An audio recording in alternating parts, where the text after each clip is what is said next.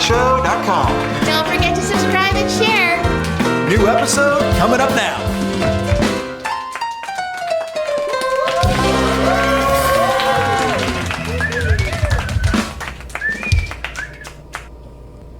I came to in complete darkness, with only a small amount of artificial light spilling through the cracks in the walls. I had no idea where I was, but it seemed to be an empty storage shed. The only thing I could hear was the faint hum of something mechanical. No cars, no trolleys, no people. Wherever I was, it was the middle of nowhere. I struggled to remember what had happened. My massive headache told me that I had been the recipient of a cute little tap on the head, maybe from a blackjack or a pistol whipping. It didn't matter what had knocked me out, though. What mattered was why. The last thing I remember was messing things up with Junie again. She had asked about that damned pocket watch, and I told her the truth. She got mad and stormed out. I was left on my own at her pad. Everything after that was fuzzy. I winced against the bright light as the door opened. I couldn't tell who it was, only that they were doing their best to be menacing. Considering I was currently tied to a chair, I'd say it was working. Jack's place was as topsy-turvy as mine. Whatever they were looking for, they'd done a thorough job of it. Jack was going to have a lot of cleaning up to do. Everything was on the floor or turned upside down. The glasses and plates in the kitchen had all been smashed, as though they were punishing Jack for not finding whatever it was they were looking for. I went through every room. Even the little mattress he slept on had been turned over. Jack, you still had my picture by your bed? It was clear that Jack wasn't here. I wondered if they had come here first before they went to my place.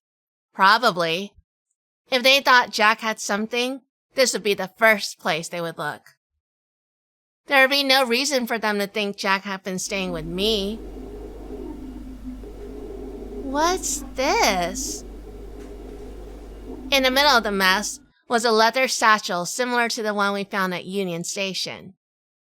It was old and well-worn.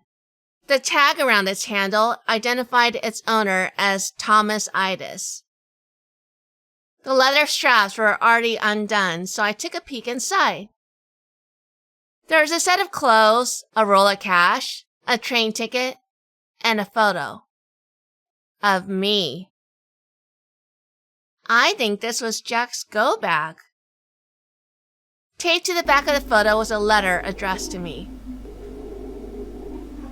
Junie, if you're reading this, then something has gone very wrong. Hopefully, I'm still breathing. I've had to leave town, and I don't know when I'll be back. I don't want you to get mixed up in anything, so I'm not going to tell you where I've gone. I'll give you a ring if I can, but if not, remember this. You were the only thing in my life that was ever worth a damn. My whole life has been going from one mistake right into another. I don't know why. I guess I can't help it. But the one thing that was never a mistake was getting tangled up with you. I don't much like who I've had to become when I'm without you. But when you're around, you make me the man I want to be. If I could do it all over again, I'd whisk us away to somewhere tropical and beautiful and never leave. Maybe one day we'll get to live that dream. Until then, you'll always be in my thoughts. All my love, Jackie. Oh, Jackie. I guess he could be romantic. Oh God, what's happened to him? Had he skipped town? No, he couldn't have. If he had, the bag would have been with him and not on the floor. After Jack's, I headed over to my office, and it was as ransacked as the other two places. And whoever had done it had the nerve to smash my brand new typewriter. Now that was just plain rude. If these guys wanted to play tough, then so would I. I was going to pay a little visit to my friend Shifty. Only this time, I wasn't going to play nice. I grabbed my trench coat on my way out the door. It took a while for my eyes to readjust after the door closed again. But once they did, I knew exactly who had knocked me out. It all came back when I recognized Leggy. Someone had broken into Junie's pad, and I hid in a closet to get the drop on them. I jumped out as Leggy walked by, and then got hit in the head before I could so much as throw a punch. I bet you were waiting all day to get me back, weren't you, Leggy? Just followed orders, but yeah, seeing you go down felt pretty good. Where's Junie? No idea, bub. She wasn't at her pad or her office, but I'm not an information booth. You are. I don't follow. Let me spell it out for you then. I ask questions and you answer. If your answers ain't all wet, then I'll be happy. But if you lie to me, well, I won't be able to stop the doctor from banging on you. Who's the doctor? I might need someone to look at my head. He ain't no shrink kid, and he sure as hell ain't no real doctor. But Sawbones will cut you up just the same. Sawbones. I get it. Ask away, I guess, but I ain't no snitch. There's just one question, Jack. What did you do with the books? Why are you asking? I already told Fat Johnny. I don't know nothing about no books. Wrong answer, pal.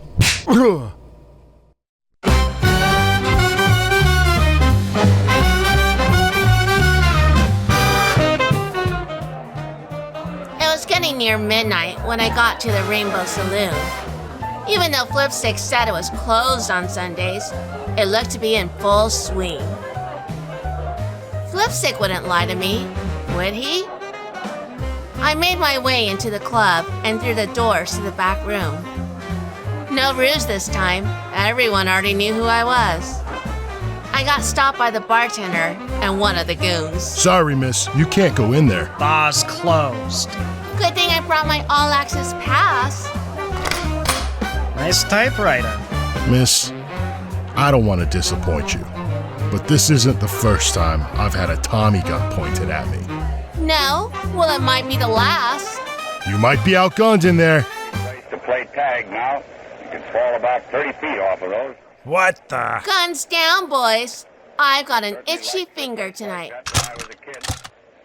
Miss Fleerhosen, what is the meaning of this? How dare you point that heater at me? I'll point it anywhere I please. Your goons broke the wrong typewriter, and I'm in the mood to write a novel. That was a good one. Get it, boss? 'Cause Tommy gun is a Chicago typewriter? And you write books on a typewriter? Shut up, idiot. I'd like to know the meaning of this intrusion, Miss Fleerhosen. Ask Stubbs. He can tell you. I don't think I can. We're done as far as I'm concerned. I have no idea why you're here. Done? What sort of side deal you running here, Stubbs? Never mind. We'll talk about that later. Can you tell me why you've come into my office with a heater? Where's Jack? Jack? Did you lose your squeeze? I'm not surprised. That man is as unreliable as an old jalopy. Don't get all clever with me, Shifty. Your boys tore up my house and snatched Jack. You're just lucky I wasn't there, or I would have repainted my walls with your boys' guts. Ah, I see. This must be about the books. Yeah. What books? The same books Fat Johnny asked Jack about? One and the same. Listen, Junie. Can I call you Junie? Put the typewriter down, and I'll tell you what I know. Fair enough. That's all I want. The books ain't got nothing to do with any of us. That's all Fat Johnny.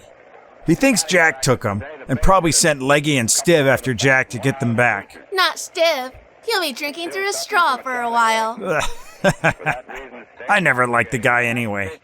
Too cocky for his own good. So they're the ones that took your man. I don't know where he is, unless they went straight to Fat Johnny. I want to see Fat Johnny. What's so funny? Ain't nobody sees the boss. No one sees Fat Johnny unless he wants him to. And after what you've done today, I doubt he will. Am I going to have to bring out the heat? I want to see Fat Johnny. Tell you what, doll. Since you have the heater and all, maybe you can do a favor for me. In exchange, I'll see what I can do about arranging a meeting. I'm not killing anyone for you, Shifty. I'm not one of your Goombas. It ain't nothing like that. It's a simple delivery. It's just in a dangerous area. Bones can show you where. No thanks. I'll take Stubbs. Fine. William can give you the package. Who? The bartender, William. Oh, he's not going to be happy with me. Why? I might have threatened to put some holes in him. He'll live. Stubbs does that at least twice a week. What's the deal with all these books? Why is everyone so interested in them? I'm not at liberty to say. All I can tell you is that they're very important to Fat Johnny's business. Of course not. You guys can never be straight with me. Nature of the business, I'm afraid. Stubbs, when you get back, I need to know exactly what sort of deal you made with Jack and Miss Fleerhosen. Let's go, Stubbs. I was right. William, the bartender, was not happy to see me. But being there with Stubbs cooled him a little. We got the package and headed out. Where are the books? What books? Is this about my overdue copy of The Hobbit? You must like pain. Why, you gonna sing for me? Oh, can you at least describe the books to me? Maybe I can help you find them. What do you mean, describe them to you? They are the books. Everyone knows about them. I don't, so why do you think I have them? Everyone saw you take them. You're the moron who broke into the boss's office with the whole crew around. Says who? What did I just say? Everyone? You hard of hearing or something? Look, I ain't denying that I was in his office. That's old news. Me and Fat Johnny, we already have that sorted. But I damn well didn't take any books from him. Don't try to pull one over on me, Jack. Where are the books? I felt like I'd been taking punches since leaving Junie's office. My face felt like a boxer's. My bruises were getting bruises. And Leggy wasn't like the guy in the Rainbow Saloon. His punches were hard. I wish I could tell him where these books he was talking about were. But I didn't know, and I just couldn't get that through to him. I might just have to make something up. Another guy entered the little room I was in. That didn't bode well for me. Ah, good. Just in time. My fists are starting to hurt. Definitely not good for me. Sawbones had arrived.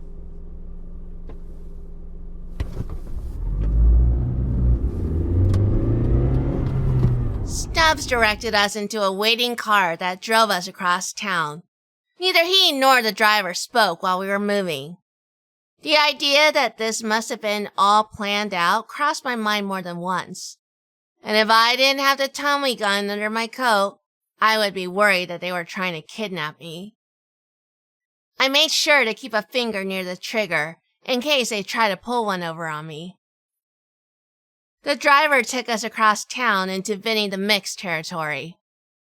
No wonder they needed someone neutral who brought a little firepower with them. It made me wonder what Shifty was up to. We got out in front of a bakery that should have been closed this time of night. Stubbs took me around back. Hey, thanks for not blowing it in front of my Nana. She would be devastated if she found out what I do for a living. You're welcome. She's a lovely lady. I hope she never finds out. Oh, that reminds me. Here's a key to the locker back. The letter is inside. It's weird that I trust you. Same. Also, you need to watch your back. I think Fat Johnny suspects something. What makes you say that? Stiff tried to jump me at the bus station. He said he was waiting for you. Margaret was worried about something like this happening. Thanks for the heads up. You're playing a dangerous game, Tony. Not just with Fat Johnny. What were you thinking, whacking the courier for Jack's will? These aren't the kind of people you double-cross. That's not your concern. I know what... Yes. Stubbs? You got a lot of nerve coming around here. Cool it. We come in peace. Shifty wanted me to deliver this letter. A letter from Shifty? It's for Vinny. I can see that. I'll get it to him. How can we trust that you won't just open it or toss it?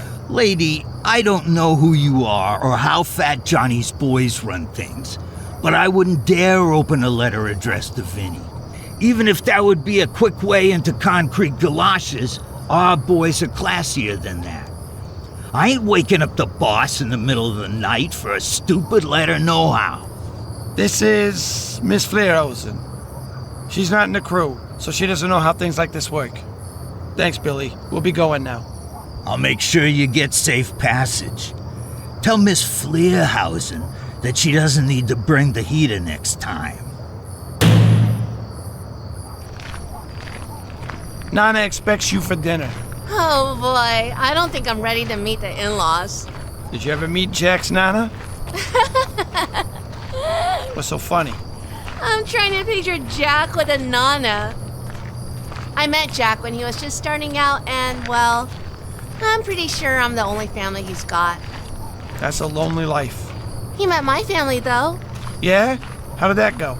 He's lucky to have all his fingers. Really?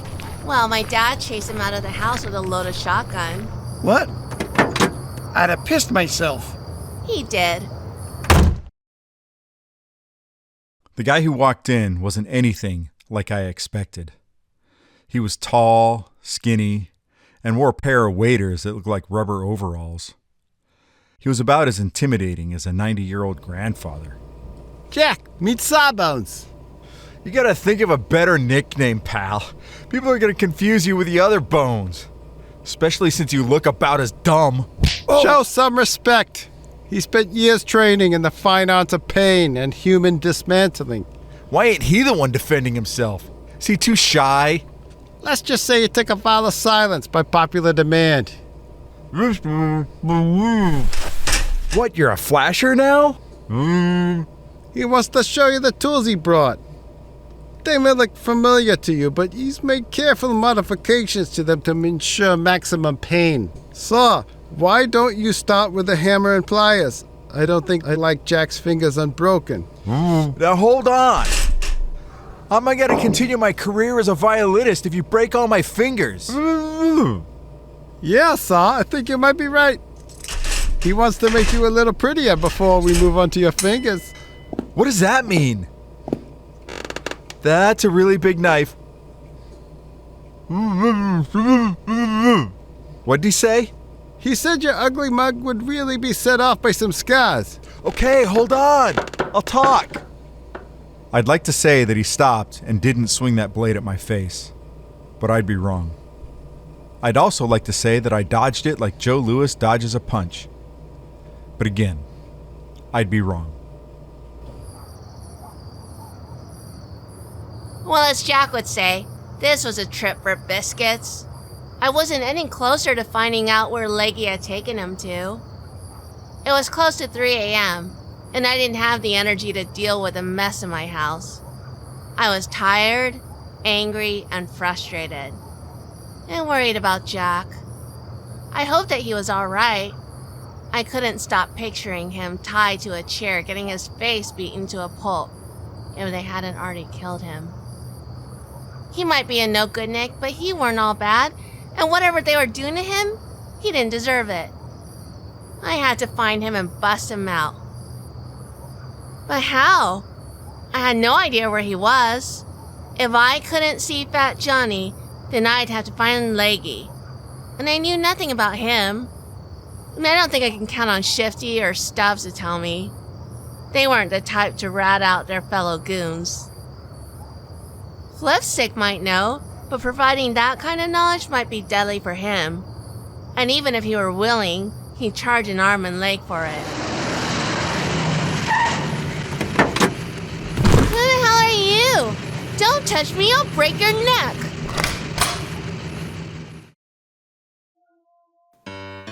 Will Jack survive his interrogation by Sawbones and Leggy, or will he crack? Am I in trouble? Tune in next week to find out. I love see your beautiful face looking right there back at me. You're looking at me, baby. I know it. I can see it. Hello. Your smile. You got a nice smile, baby. It melts the ice, but I'm chills all the while.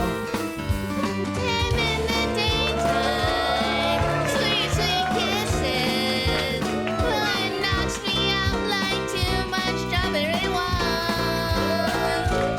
And in the nighttime, when we're touching, I'm happy, babe, but I just thought I'd tell you why. Tell me why again. I want to hear it. Once again, thank you very much for listening to our little show. We really appreciate it. Yeah, thank you for listening. Thank you guys. Thank you. You're the best. Jack, quit gushing. New episode drops next week. Listen in to find out what will happen to us. If I don't kill him first. She doesn't mean that. She doesn't. She always says You it. She want a doesn't mean it. bet? Want a bet?